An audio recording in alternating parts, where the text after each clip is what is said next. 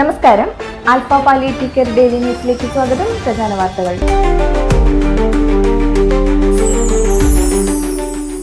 Alpha Mala സെന്ററിന്റെ പ്രതിമാസ യോഗം പ്രസിഡന്റ് എ അഷ്റഫിന്റെ അധ്യക്ഷതയിൽ കൂടി. സെക്രട്ടറി ലിസി ജോണി റിപ്പോർട്ട് അവതരിപ്പിച്ച് പാസാക്കി. ട്രഷറർ ഹർഷാദ് പുളിക്കൽ സെന്ററിന്റെ വരവ് ചെലവ് കണക്കുകൾ അവതരിപ്പിച്ചു. പുതിയതായി നിർമ്മിക്കുന്ന ഹോസ്പീസ് കെട്ടിടത്തിൽ ആരംഭിക്കുവാൻ പോകുന്ന വിവിധ പദ്ധതികളെ കുറിച്ച് ചർച്ച ചെയ്യുകയും രേഖപ്പെടുത്തുകയും ചെയ്തു.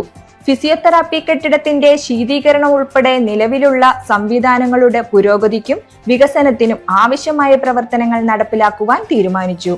ഷൈനി റാഫേൽ സ്വാഗതവും CK ഉണ്ണി നന്ദിയും പറഞ്ഞു.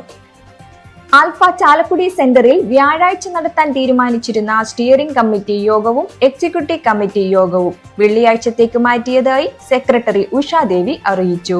എക്സിക്യൂട്ടീവ് കമ്മിറ്റി യോഗം 10 മണിക്കും സ്റ്റിയറിംഗ് കമ്മിറ്റി 10:30 ചേരുമെന്ന് സെക്രട്ടറി അറിയിച്ചു.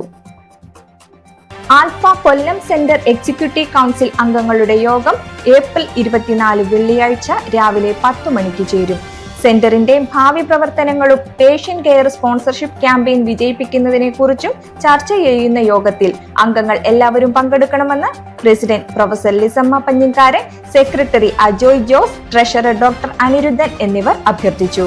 ഇതോടെ ഇന്നത്തെ വാർത്തകൾ അവസാനിക്കുന്നു. ജയ് ഹിന്ദ്.